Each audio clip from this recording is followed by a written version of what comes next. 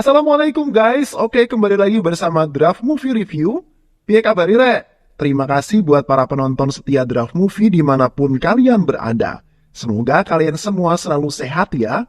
Kali ini Draft Movie sudah merangkum sebuah film yang berjudul Sesade. Bagaimana keseruan filmnya? Gak perlu banyak basa-basi, ini dia alur ceritanya.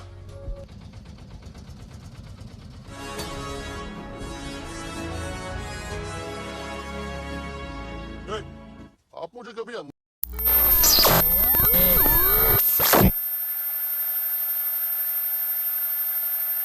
Kisah bermula di suatu malam saat hujan deras. Seorang pria bernama Valmiki datang ke rumah sakit untuk melihat keadaan istrinya yang melahirkan. Tak lama ia pun mendengar suara tangisan bayi.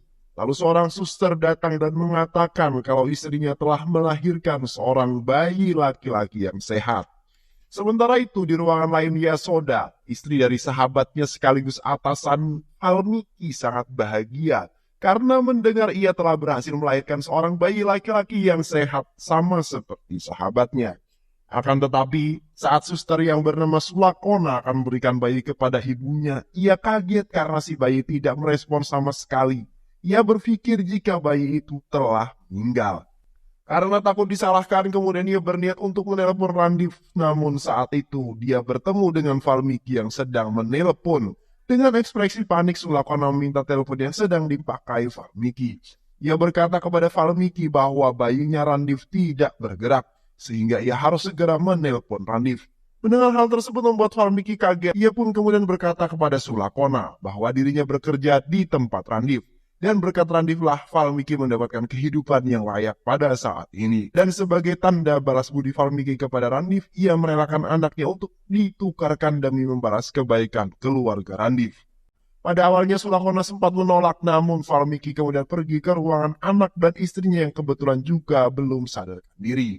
Tanpa banyak basa-basi, Valmiki kemudian langsung mengambil anaknya dan bergegas ke kamar Yasoda. Dan langsung menukarkan kedua bayi tersebut. Lalu mereka meninggalkan ruangan Yasoda. Terlihat ekspresi wajah Sulakona dihantui rasa takut. Namun, saat mereka keluar ruangan tiba-tiba terdengar suara petir yang sangat kuat. Sehingga membuat bayinya Yasoda menangis dan bergerak kembali. Hal itu tentu saja membuat hati suster sedikit lebih lega. Akan tetapi Valmiki yang sadari awal berniat jahat, ia tidak akan mengembalikan bayi itu kepada Yasoda. Sulakona berkata jika itu adalah sebuah pengkhianatan. Tidak boleh dilakukan karena dosanya sangat besar. Namun Valmiki tidak peduli dengan hal itu. Sulakona mencoba untuk merebut kembali bayi itu, namun tanpa sengaja Valmiki mendorong Sulakona dari tangga hingga perawat tersebut tersungkur jatuh ke lantai dasar dan membuatnya koma karena pendarahan di otaknya. Beberapa tahun berlalu, masing-masing tumbuh di bawah pengasuhan orang tua mereka. Yasoda memberi nama putranya Rajnanda, sementara Valmiki memberikan nama yang banyak digunakan oleh orang miskin India, yaitu Bantu Nanda. Nama yang sangat aneh dan tidak disukai oleh banyak keluarga.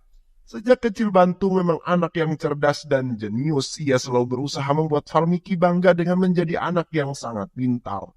Bahkan nilai mata pelajaran pun sangat bagus. Akan tetapi hal itu tidak membuat Valmiki bangga pada Bantu. Sebaliknya, Valmiki malah selalu menghina dan merendahkan Bantu. Berbeda dengan Raj, ia merupakan anak yang kurang cerdas. 25 tahun berlalu, Raj dan Bantu tumbuh menjadi pemuda yang sangat tampan dan memiliki kehidupan yang sangat jauh berbeda.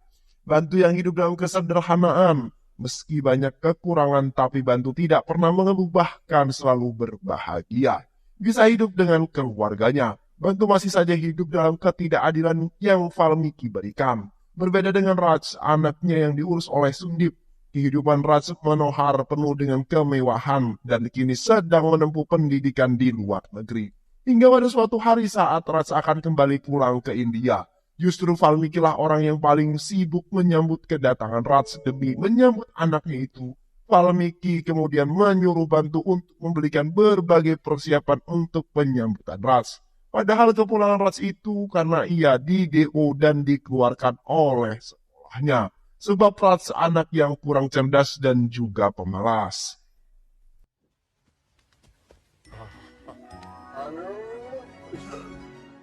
Keesokan harinya, Saat Bantu mengantarkan adiknya, tiba-tiba ada sekelompok gangster menarik selendang adiknya hingga membuat adiknya hampir tercekik. Segera Bantu pun menyelamatkan adiknya. Akan tetapi, ia diam saja karena tidak ingin mencari ribut.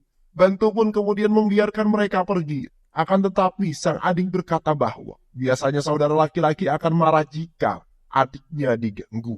Mendengar hal itu, Bantu pun kemudian berubah pikiran karena ia tidak ingin dianggap kakak tidak berguna oleh adiknya. Lalu, Bantu kemudian mendatangi kelompok gangster tersebut dan meminta agar selendang adiknya dikembalikan. Akan tetapi, salah satu dari gangster tersebut tidak menghiraukan dan malah menghina Bantu. Hal itu kemudian membuat Bantu sangatlah marah. Tanpa basa-basi, Bantu pun menghajar gangster tersebut.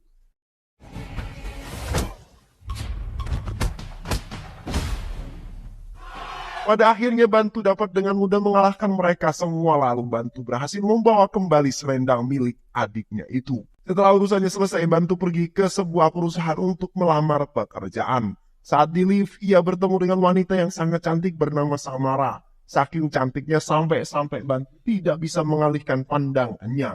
Setelah tiba di lantai yang ketujuh, lagi-lagi Bantu bertemu dengan Samara. Ternyata wanita tersebut adalah manajer dari perusahaan tersebut. Bantu yang jujur dan cerdas, ia malah mengganggu seorang klien Samara. Melihat tingkah laku Bantu, Samara sangat marah dan tidak meloloskan menjadi karyawan di perusahaannya. Sementara itu, di meja makan keluarganya Jindal yang mengungkapkan tentang seorang pengusaha jahat bernama Sarang Paul. Ia merupakan pemilik perusahaan mainan yang seringkali menggunakan kargo mereka untuk mengirim semua mainan ke luar negeri. Namun suatu hari kecurangan Sarang terungkap karena ia telah menyelundupkan barang haram di semua mainan yang akan ia kirim ke luar negeri. Hingga membuat perusahaannya ditutup. Sarang mengirimkan Kakat untuk bisa membujuk Jindal agar Jindal mau membuka perusahaannya. Akan tetapi Jindal menolak, ia tak ingin usahanya tercemar oleh barang haram. Jindal berkata kalau Raj harus bisa mengatasi masalah ini dan menolak kerjasama dengan Sarang. Raj yang tak memiliki skill apapun, ia hanya mengiyakan apa yang kakeknya perintahkan. Hari ini adalah hari pertama untuknya pergi ke kantor untuk menangani masalah dengan Sarang. Sementara itu, Sundip mengawasi pergerakan putranya melalui monitor. Ia mengawasi semua pembicaraan pamannya Sarang yang bernama Kakat. Sarang meminta agar Sandip membuka kembali perusahaannya. Raj yang dari awal penakut untuk menghadapinya. Sandip memerintahkan untuk mengatakan tidak pada pria suruhannya tersebut. Namun Raj tidak berani untuk berkata tidak. Ia malah tertawa dan berbuat konyol di hadapan Sarang dan juga Kakat. Dari kejauhan Randip langsung mengambil alih pertemuan tersebut. Ia langsung menolak kerjasama dengan Sarang karena Raj tidak bisa diandalkan. Jindal tetap mengatakan tidak dan diminta Sarang pergi dari perusahaannya karena ia tidak lagi mau bekerja sama selama-lamanya. Di sisi lain, Kakat, salah satu anak buah kepercayaan Sarang, meminta bantuan Samara untuk bisa membuka kembali perusahaan Sarang. Namun dengan tegas Samara menolak permintaan Kakat karena memang perusahaan Sarang bermasalah. Kakat terus memaksa Samara, bahkan ia mengancam Samara hingga menarik tangan Samara dan menekannya untuk mengatakan iya. Samara yang ketakutan hanya bisa terdiam. Secara kebetulan Bantu yang dari tadi mendengar percakapan mereka. Dengan berani ia menceramahi Kakat. Bantu yang memang cerdas dan jujur, ia langsung menjelaskan tentang pasal-pasal yang terkait perlindungan Samara. Bila melakukan tugas dengan terpaksa, bahkan Kakat bisa dituntut dan dipenjara karena hal tersebut. Sundip yang sedari tadi berada di tempat itu, ia terkesan dengan kecerdasan Bantu dan keberanian Bantu untuk menolong Samara dari pengusaha jahat. Dan akhirnya Kakat pergi dari tempat tersebut. Kemudian Samara mengucapkan terima kasih sekaligus meminta maaf atas perlakuannya kemarin. Samara juga akhirnya menerima Bantu sebagai karyawan baru di kantor pengacara miliknya. Sundip tersenyum bangga melihat keberanian yang ditampilkan oleh Bantu. Samara yang kagum dengan kebaikan dan kecerdasan Bantu membuat bunga-bunga cinta tumbuh di hatinya. Dan hubungan Bantu dan Samara pun semakin melekat. Saat di rumah, Bantu menceritakan pada Valmiki kalau ia telah berhasil mendapatkan pekerjaan. Namun, lagi-lagi Valmiki sama sekali tidak memperdulikan Bantu. Hari itu Valmiki pergi ke rumah sakit. Valmiki selalu mengunjungi Sulakona yang masih terbaring lemah. Sulakona mengalami koma selama 25 tahun. Valmiki selalu mencari kesempatan untuk bisa menghabisi perawat itu dan membungkam semua rahasia yang selama ini hanya diketahui oleh Sulakona dan dirinya. Di sisi lain, Samara bersama ayahnya datang menemui keluarga Raj dan berniat untuk menjodohkan Samara dengan Raj. Namun saat sampai di sana, ayah Samara terkejut ketika melihat Raj yang bertingkah konyol saat menemui mereka. Mereka berniat menjodohkan Samara dengan Raj karena dengan hal itu bisa menyelamatkan perusahaan Sundip dari kebangkrutan. Karena Samara merupakan seorang yang cerdas berbeda dengan Raj yang pemalas. Lalu Yasoda meminta Raj untuk mengajak Samara keliling rumah mereka. Sementara keluarga mereka akan memberikan perjodohan ini. Samara yang sama sekali tidak menyukai Raj, ia malah melakukan hal yang sangat konyol di depan Raj. Samara berharap Raj tidak menyukainya, bahkan ia mengatakan kalau ia menyukai sesama jenis. Hal itu sangat mengejutkan Raj, terlebih saat Samara sengaja merokok di hadapan Raj. Namun bukannya ilfil dan menolak Samara menjadi calon istrinya, Raj malah ingin mempercepat pernikahan dengan Samara, hingga membuat Samara sedikit kesal. Guys, I'm ready for this man. Samara sudah mencintai Bantu. Ia kemudian menemui Bantu dan menceritakan semua kepada Bantu. Samara bingung harus melakukan apa. Spontan, Samara malah menanyakan apakah Bantu mencintai Samara. Bantu hanya bisa terdiam, tapi Bantu yang sebenarnya suka kepada Samara, ia pun tidak menyia-nyiakan kesempatan itu. Bantu kemudian mengungkapkan kalau ia benar-benar jatuh cinta kepada Samara. Dengan cepat Samara mengungkapkan kalau ia juga mencintai Bantu. Sejak saat itu keduanya pun berjanji akan menjalani hubungan ini sebagai sepasang kekasih. Sarang kembali datang menemui Randip untuk kembali mengajaknya bekerja sama, namun Randip tetap dengan pendiriannya kalau ia tidak akan mengubah keputusannya. Sarang mengancam Randip akan menghancurkan perusahaannya, namun Randip tidak memperdulikannya. Ia juga tidak takut dengan tantangan yang dikatakan oleh Sarang kepadanya. Sarang yang marah, tiba-tiba Sarang menikam Randip menggunakan payung yang telah ia selipkan sebilah pisau hingga membuat Randip terluka cukup parah. Dan membuat Randip tidak sadarkan diri. Sarang pergi begitu saja tanpa rasa bersalah sedikit pun. Tak lama setelah itu Bantu datang bersama Samara untuk bertemu Randip dan membatalkan perjodohannya dengan Raj. Namun Bantu terkejut ketika melihat Randip yang sudah tergeletak lemas tepat di bawah mejanya. Bantu dan Samara bergegas membawa Randip. Dengan cepat Bantu mengendarai mobil dan membawa Randip ke rumah sakit. Sesampainya di sana, mereka langsung membawa Randip ke IGD. Saat mendorong kasur yang membawa tubuh Randip, Bantu terus memanggil nama Randip. Hal itu juga dilakukan agar kesadaran Randip terjaga. Di saat bersamaan, Sulakona yang baru saja menjalani beberapa perawatan mendengar kata Randip, ia sedikit menyadari kehadiran Randip di sekitarnya. Setelah Randip berhasil dibawa ke ruang IGD, Bantu melihat ke arah Sulakona dan mendekatinya. Lalu Sulakona berkata kepada Bantu dengan setengah sadar apakah Bantu anaknya Sundip. Namun Bantu menunjuk ke arah Valmiki yang saat itu Valmiki sedang bersama dengan Jindal kakeknya Raj. Sulakona kaget dan ia menegaskan kepada Bantu bahwa Valmiki bukan ayahnya. Dan ia juga mengatakan bahwa ayah yang sebenarnya adalah Randip. Akan tetapi Bantu tidak terlalu menganggap serius. Bantu yang mengira Sulakona hanya mengarang cerita. Lalu Sulakona pun menceritakan kejadian 25 tahun yang lalu di mana saat itu Valmiki menukar Bantu dengan anaknya karena saat itu Bantu tidak bergerak sama sekali. Mendengar hal tersebut kemudian membuat Bantu terdiam karena ia sangat shock dan tidak bisa berkata apa-apa. Ia hanya bisa mengintip Randip dari pintu ruang operasi. Saat itu juga datanglah Yasoda. Bantu yang melihat Yasoda sangat merasa sedih dan sangat ingin sekali memeluk ibu kandungnya. Namun, apalah daya, hal itu tidak mungkin ia lakukan. Samara memperkenalkan Bantu dan mengatakan kalau bukan karena Bantu, Randip tidak akan mungkin bisa diselamatkan. Yasoda yang mengetahui bahwa Bantu yang telah membawa Randip, ia hanya berterima kasih kepada Bantu. Begitu juga dengan Jindal kakek aslinya. Saat akan pulang dari rumah sakit, Bantu menatap Valmiki dengan penuh kebencian. Lalu mereka bertemu dengan Sulakona yang sudah meninggal. Lalu Bantu menanyakan tentang perawat itu kepada Valmiki, namun Valmiki berkata kalau ia tidak mengetahuinya. Sebenarnya di dalam hati Valmiki sangat senang karena akhirnya Sulakona meninggal. Terlihat dari wajah Valmiki, Bantu yang kesal kepada Valmiki langsung menampar ayahnya sendiri dan pergi meninggalkannya seorang diri di rumah sakit tersebut. Saat di jalan pulang menghentikan motornya dan menanyakan kenapa Bantu berani menamparnya.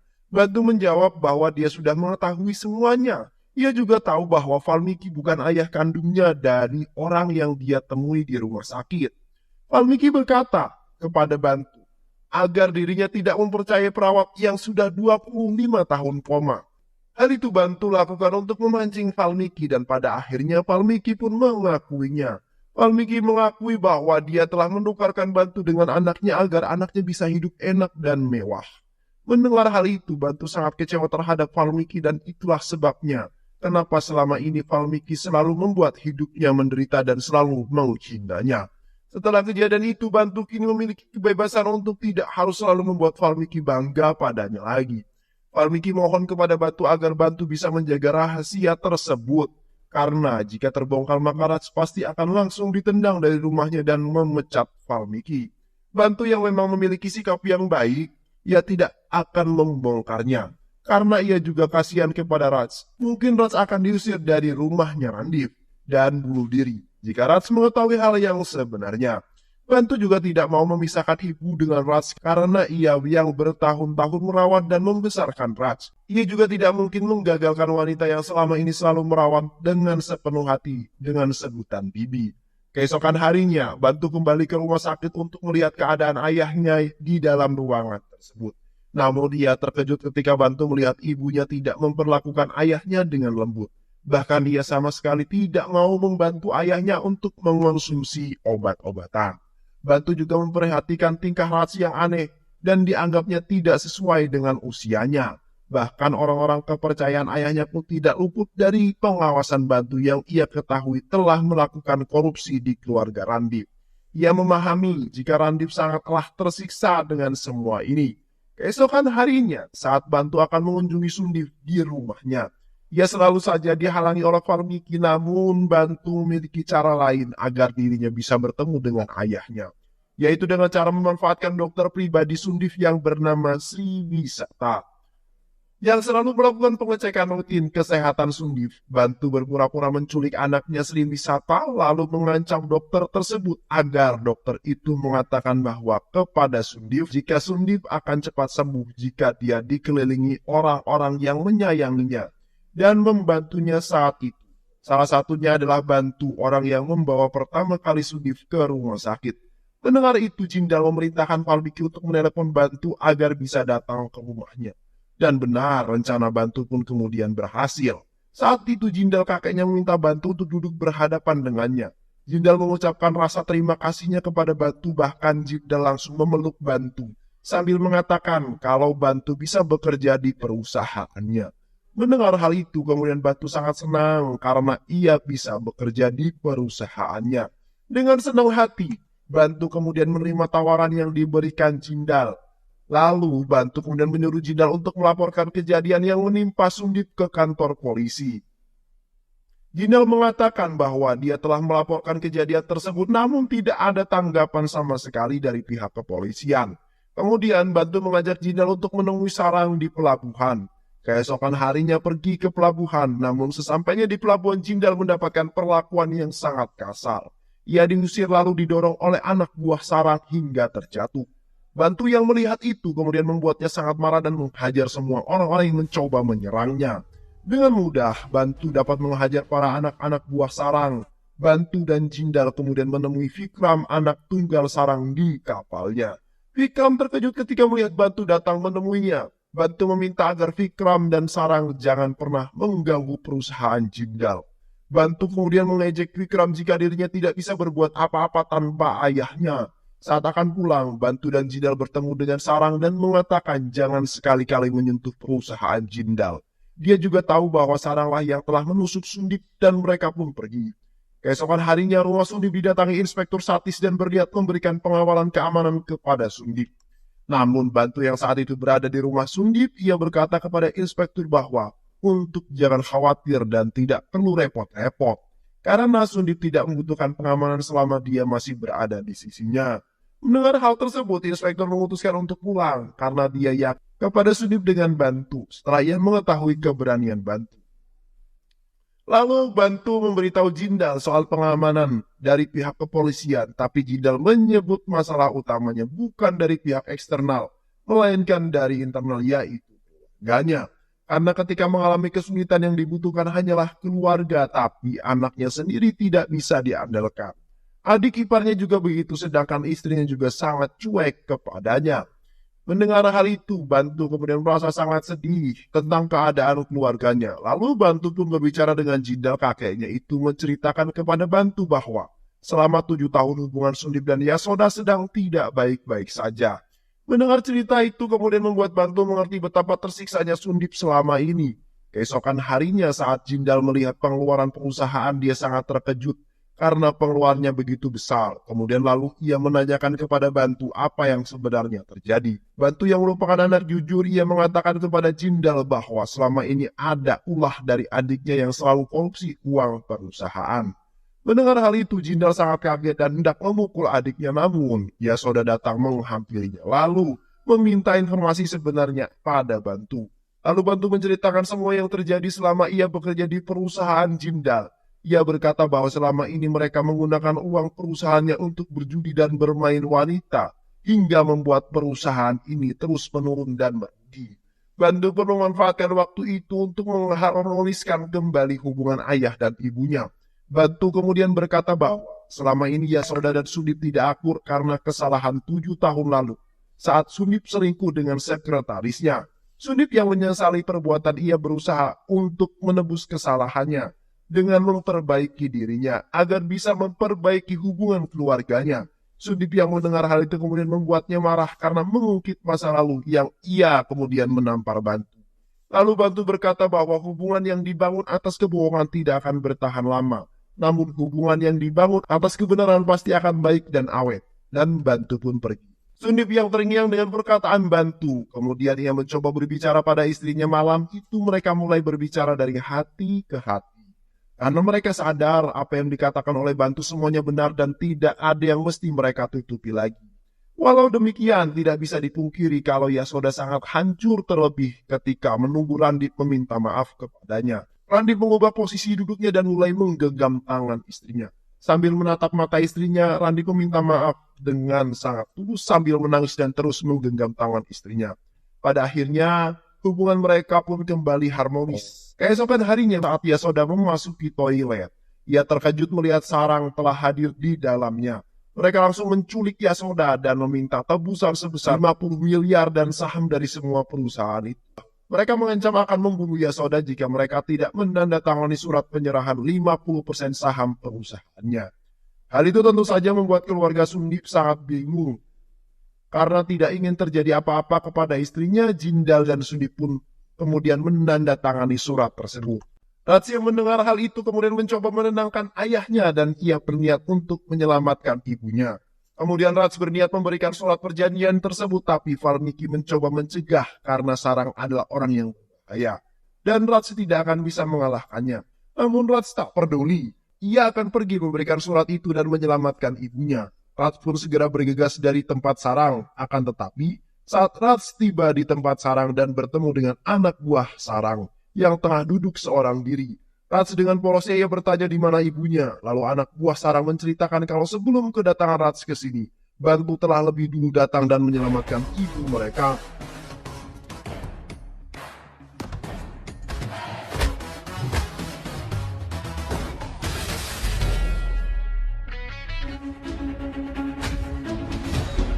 Kemudian mendengar hal itu, Rats terdiam. Sementara itu di rumah Jindal yang sudah tahu semuanya, ia mengungkapkan kebenaran tentang masa lalu Bantu dan penukaran bayi yang dilakukan Valmiki terhadap mereka. Jindal yang marah langsung menampar Valmiki berulang. Jindal mengungkapkan ia telah mendengar semua yang dikatakan oleh perawat di rumah sakit saat itu. Ia sangat kecewa karena Valmiki telah mengkhianati keluarganya, namun Jindal merasa bangga karena Bantu sama sekali tidak dendam dan marah dengan apa yang dilakukan oleh Valmiki. Bahkan dengan tulus ia telah menyatukan kembali orang tuanya yang lama tidak terlihat saling mencintai. Saat itu Randip mendengar percakapan tersebut. Dengan tegas Jindal mengatakan kepada Sundip jika Bantu adalah anak kandungnya yang sebenarnya, bukan Rats. Bantu juga berkata bahwa tujuan ia datang ke rumah itu hanya ingin melihat kedua orang tuanya bahagia. dan bukan atas dasar harta yang selama ini Sundip miliki. Mendengar itu Sundip sangat terharu dan bangga melihat Bantu. Bantu mendekati Randip dan memintanya untuk tenang hingga tanpa sadar ia memanggil Randip dengan sebutan ayah. Mendengar hal itu Randip menghentikan tangisannya dan langsung memeluk serta mencium kening putranya itu. Randip meminta Bantu untuk bisa menemui ibunya dan memberitahu semuanya, tapi Bantu menolak karena ia tidak ingin melukai hati ibu yang selama ini telah ditipu dan sangat menyayangi Raj putranya yang sejak kecil ia telah rawat dengan tulus. Tak lama setelah itu Yasoda datang dan mengatakan kalau Bantu adalah orang yang asing yang mampu memberikan senyum di rumah ini. Bantu hanya bisa tersenyum dan sangat bahagia ketika ibunya memeluknya dengan tulus. Bantu menangis haru dan membalas pelukan ibunya yang selama ini ia rindukan. Raj tiba-tiba memeluk Bantu dan mengucapkan terima kasih karena telah menyelamatkan ibunya. Yasoda yang kemudian memberikan pengumuman kepada Valmiki kalau ia akan mengangkat Bantu sebagai CEO di perusahaannya dan mengizinkannya tinggal bersama mereka di rumah ini. Mendengar hal itu Bantu sangat senang. Saat perjalanan pulang, Bantu mencoba berbicara dari hati ke hati pada Valmiki dan membicarakan masa lalunya yang tidak akan bisa dilupakan. Akan tetapi tanpa Valmiki dan didikannya, ia tidak mungkin bisa sekuat dan setangguh hari ini. Valmiki hanya terdiam dan merasa malu terlebih ketika Bantu memberikan sepeda motor baru kepadanya. Sepeda motor yang selama puluhan tahun sangat ia impikan. Valmiki merasa sangat senang. Ia pun segera mencoba motor baru miliknya. Bantu dengan cepat mengejarnya dan menumpang pada Valmiki untuk kembali ke rumah mereka. Keduanya pun tertawa gembira karena mereka masih bisa bersama-sama. Dan Bantu sama sekali tidak pernah membenci Valmiki atas perlakuan buruknya di masa lalunya. Dan film pun selesai.